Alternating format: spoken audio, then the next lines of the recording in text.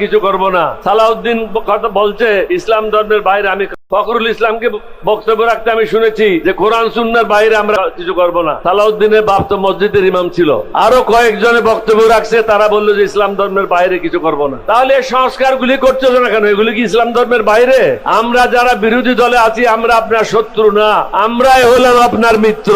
কারণ আমরা সুন্দর বাংলাদেশ গঠন করতে চাই। এই বাংলাদেশের জন্য যুদ্ধ করেছিলাম, এটা আপনাকে বুঝতে হবে। বেটা নিজের মন্ত্রণালয় কি হচ্ছে জানো না, আর ওইদিকে রিলিফ নিয়ে টাটানি করো। আগে মন্ত্রণালয়টা ঠিকভাবে চালাও। আমি মাননীয় প্রধানমন্ত্রীকে বলবো, কয়েকদিন আগে দেখলাম আপনার অনেকগুলি মন্ত্রী রিলিফ বিতরণের জন্য একটা জায়গায় গেছে। অত্যন্ত দুঃখের বিষয়, এই রিলিফ বিতরণের দায়িত্ব হল ইউনিয়ন কাউন্সিলের চেয়ারম্যান এবং মেম্বারের, এবং এটা সুপারভাইজ করবে ইউএনও।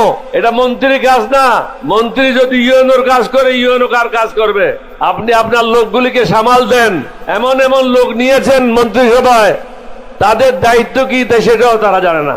ভালো খাওয়া পাইলে সেদিকে ছুটে যায়। এদেরকে বন্ধ করেন। আপনি কি একদিকে বলবেন কৃষ্ণতা সাধন করেন, অন্যদিকে 5 জন 7 জন মন্ত্রী একসাথে মিলে রিলিফ দেওয়ার জন্য যাচ্ছে। রিলিফ দেওয়াটা সিম্পল।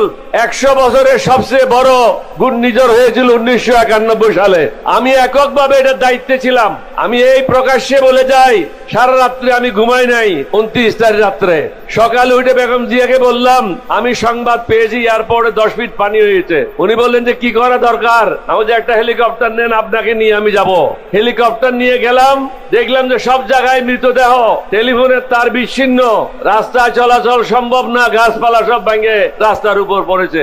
আমি উনাকে বললাম এটা আপনার কাজ না, আপনি আমাকে স্টেডিয়ামে নামাই দেন, কালকে আমার কাপড়গুলি পাঠিয়ে দেন। আমি স্টেডিয়ামে নামলাম, অফিসারদেরকে ডাকলাম, বললাম যে যত ড্রাইভার আছে পুলিশে আর্মিতে তাদেরকে নিয়ে আসো, যত ট্রাক যেখানে পাও এগুলি তার বাইর করো, তার বার করে এগুলি স্টার্ট করো, এবং খাদ্য গুদামে এই ট্রাকগুলি লাগাও। প্রত্যেক এলাকায় এলাকায় মোড়ে মোড়ে গিয়ে খাদ্য ডিস্ট্রিবিউট করো। বসার হিসাব, আমাদের হিসাবের কোনো দরকার নাই। আমার মানুষ বাঁচলেই তো হিসাবের দরকার। আমার মানুষ মারা গেলে আমি হিসাব দিয়ে কি করব? 1,20,000 মানুষ মারা গেছিল, কই আমি কোন একজন মন্ত্রীকে তো নিই নাই। আমি কিভাবে করলাম? আনসার এবং পুলিশদেরকে দিয়ে করেছি। মা ছেলেকে দাফন করে নাই, বাপ ছেলেকে দাফন করে নাই। কারণ আপনারা সমুদ্র উপকূলের লোক, যে সমস্ত ডেড বডিগুলি সমুদ্রে থাকে, পানিতে ভিজে যায়, আপনি যদি হাত ধরেন হাত চলে আসবে, আঙ্গুল ধরলে আঙ্গুল চলে আসবে, তাহলে এগুলিকে দাফন করবেন কিভাবে? রেডিওতে গিয়া সবাইকে বললাম, বড় বড় যারা কাপড় ব্যবসায়ী আছে আপনারা কাপড় দিয়ে যান সার্কিট হাউসে। কাপড় দিয়ে গেল, কাপড় কেটে কেটে এই ভাসমান মৃতদেহগুলির নিচে একসাথে করে সবগুলিকে জড়ায়ে, কোনোটাতে 10 জন, কোনোটাতে 20 জন, এইভাবেই তাদেরকে দাফন করা হলো। মাঝে মাঝে সে বলে হাসিনাকে নিয়ে বাংলাদেশে আসবে, প্রবেশ করবে। আমরা তার উদ্দেশ্যে এটাই বলবো, তোমার জন্য আর হাসিনার জন্য ফাঁসির রশি ভালো ঘি দিয়া মালিশ করে আমরা প্রস্তুত রাখব। এটা শ্বশুর বাড়িও না, বাপের বাড়িও না। যদি ফাঁসির কাস্টে ঝুলতে চাও আসতে পারো। আপনারা জানেন 1947 সালের পর থেকে মুসলিম লীগ ছিল, কিন্তু 1971 সালের পরে মুসলিম লীগের স্বাভাবিক মৃত্যুবরণ করেছে। কেউ এই দলকে ধ্বংস করে নাই, বরং আমি যখন বিএনপিতে ছিলাম এদের অনেক নেতাদেরকে বিএনপিতে নিয়ে আসছিলাম, কারণ তারা পার্লামেন্টে পুরানো সংসদ সদস্য ছিল। তাদের ট্রেনিং ব্যতীত বাংলাদেশ সংসদ সদস্যরা সুন্দরভাবে সংসদে কাজ করবে এটা সম্ভব ছিল না। এখন কিন্তু মুসলিম লীগ নাই। অনুরূপভাবে আওয়ামী লীগের স্বাভাবিক মৃত্যুবরণ ঘটেছে। আওয়ামী লীগ আর কখনো বাংলাদেশে আসবে না। যারা ভিতরে আছে তারা গোপনে গোপনে বিভিন্ন দলে প্রবেশ করে ওই দলের সদস্য পদ নিচ্ছে। ভারত থেকে আপনি দেখছেন প্রতিনিয়ত ভারতে মসজিদ জ্বালাই দিচ্ছে, মুসলমানদের উপর অত্যাচার করছে, বিভিন্ন রকম উস্কানিমূলক বক্তব্য রাখছে। আমরা কিন্তু এতে কান দেব না, কারণ আমরা ওই নবীর অনুসারী, আল্লাহর কোরআন মেনে চলি। অন্যের উপরে ক্ষতি করা আমরা কখনো বরদাস্ত করব না। সুগন্ধু, তুমি যতই লাফালাফি করো, তোমার গুন্ডারা যতই কিছু বলুক বাংলাদেশ সম্বন্ধে, আমরা নবীর শিক্ষা এবং আল্লাহর কোরআন থেকে আমরা কখনো বিচ্যুত হব না। আমরা একটা উদ্দেশ্য, একটা আদর্শ, একটা লক্ষ্য নিয়ে 11 দল একসাথে হয়েছি। অনেকে মনে করে আমরা বোধহয় জামাত ইসলামে যোগদান করেছি। অনেক শিক্ষিত লোকেরাও আমাকে জিজ্ঞাসা করে। দুঃখের বিষয় হলো এরা লেখাপড়া করে না, বই পড়ে না। আমরা 11 দল কেন একসাথে হয়েছি? কারণ আমরা চাই এই দেশ থেকে দুর্নীতি বন্ধ হোক, চাঁদাবাজি বন্ধ হোক, মাস্তানি বন্ধ হোক, দখলবাজি বন্ধ হোক, এবং মানুষ ন্যায় বিচার পাক, সুখে শান্তিতে ঘরে বসবাস করুক। আজকে আমরা সেটা দেখছি না।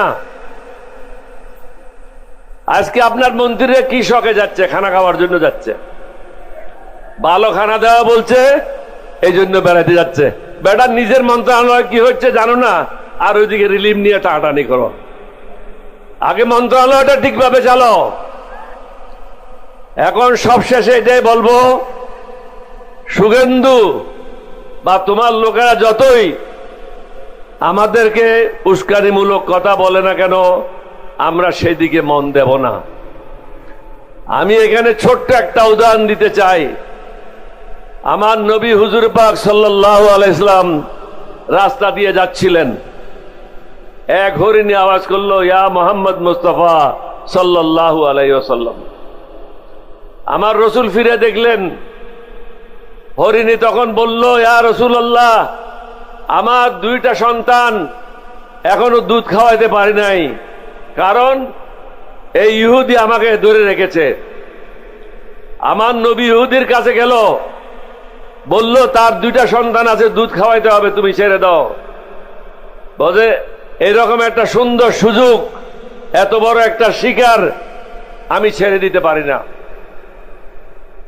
হুজুর পাক বললেন, আমাকে ওর জায়গায় বন্ধ করে রাখো রশি দিয়ে, হরিণীকে ছেড়ে দাও।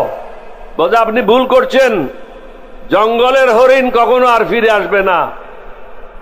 হুজুর পাককে বন্ধ করে রাখলেন, হরিণী ঘরে গেল দুধ খাওয়ানোর জন্য। সন্তানরা জিজ্ঞাসা করলো, মা তুমি এত দেরি করছো কেন? বলতে দেরি করার কারণ হলো আমাকে ইহুদি ধরে রাখছিল এবং ছাড়ছিল না। আমার জায়গায় নবীকে রশি দিয়ে বন্ধ করে রেখেছে এবং আমাকে টাইম দিয়েছে তোমাদেরকে দুধ দিয়ে আবার ফিরে যাওয়ার জন্য। বলে মা, এই অবস্থায় নবীকে বন্ধ রেখে আমরা দুধ খাইতে পারি না। হরিণী 2 ছেলেকে নিয়ে ওই জায়গার জন্য রওনা হলেন। হুজুর পাককে যখন দেখলেন, হুজুর পাক জিজ্ঞাসা করলো, তুমি এই কাজটা কেন করলা? এখন তো তোমার শিশুর জন্য বিপদ ডেকে এনেছ।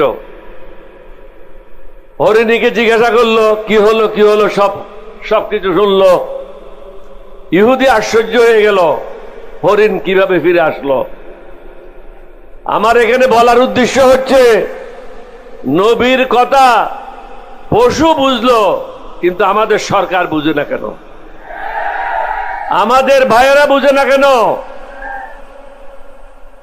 রহমতুল লিল আলামিন, এই নবী শুধু মুসলমানদের জন্য না, পৃথিবীর সবকিছুর জন্য এই নবীকে প্রেরণ করা হয়েছে। আপনারা তো সুন্দরভাবে বক্তব্য রেখেছেন। ফখরুল ইসলামকে বক্তব্য রাখতে আমি শুনেছি যে কোরআন সুন্নাহর বাইরে আমরা কিছু করব না। সালাউদ্দিন কথা বলছে, ইসলাম ধর্মের বাইরে আমি কিছু করব না। সালাউদ্দিনের বাপ তো মসজিদের ইমাম ছিল। আরো কয়েকজনে বক্তব্য রাখছে, তারা বললো যে ইসলাম ধর্মের বাইরে কিছু করব না। তাহলে এই সংস্কারগুলি করছো না কেন? এগুলি কি ইসলাম ধর্মের বাইরে? মেহরবানি করে সংস্কারগুলি করে এই জাতিকে মুক্তি দেন। আমরা যারা বিরোধী দলে আছি আমরা আপনার শত্রু না, আমরাই হলাম আপনার মিত্র। কারণ আমরা সুন্দর বাংলাদেশ গঠন করতে চাই, এই বাংলাদেশের জন্য যুদ্ধ করেছিলাম, এটা আপনাকে বুঝতে হবে। আমি দেখলাম পরশুদিন বোয়ালখালীর থেকে কেবা কারা আপনার বাবা সম্বন্ধে বলছে ওর মাকে নাকি খালা ডেকেছে, ওর অ্যারেস্ট করেন। আপনার বাবা কারো মাকে খালা ডাকে নাই, সুযোগ সুবিধা নেওয়ার জন্য করছে। আরেক ভদ্রলোক ইন্টারভিউ দিয়েছে, বললো যে আমি জিয়াউর রহমানের খুব ঘনিষ্ঠ লোক ছিলাম, বেগম জিয়ার সাথে এটা হয়েছে এটা হয়েছে, এটা আমি সব প্রত্যক্ষদর্শী। এবং নাম বলল মেজর জেনারেল জঞ্জুয়া। ওই গাদার বাচ্চা বোঝা উচিত ছিল মেজর জেনারেল জঞ্জুয়া বলে বাংলাদেশে কেউ ছিল না, লেফটেন্যান্ট কর্নেল জঞ্জুয়া ছিল, যাকে 25 তারিখ রাত্রে আমাদের সিপাহীরা হত্যা করেছিল। সুতরাং এখন আপনি প্রধানমন্ত্রী হয়েছেন, বিভিন্ন জনে বিভিন্নভাবে আপনাকে প্রলোভিত করার জন্য বক্তব্য রাখবে, আপনাকে তৈলমর্দন করবে, এদের থেকে সাবধান। আমরা কিন্তু 11 দল তৈলমর্দনকারী দল না, আমরা যেটা সঠিক সেটাই বলবো। মেহরবানি করেন, এই দেশের লোকের প্রতি দয়া করেন, আল্লাহ আল্লাহ রসুলের পথে নির্দেশিত পথে চলেন। শুধু মক্কা সনদ বললে হবে না, ওটা কাজে লাগাইতে হবে। মানুষ কি চায় সেটা বুঝতে হবে। মানুষ চায় সংস্কার, সংস্কারগুলি শেষ করেন, জনগণকে মুক্তি দেন, দেশটা সুন্দরভাবে চলুক। আপনাদের সবাইকে ধন্যবাদ। বাংলাদেশ জিন্দাবাদ। আসসালামু আলাইকুম ওয়া রাহমাতুল্লাহি ওয়া বারাকাতুহু।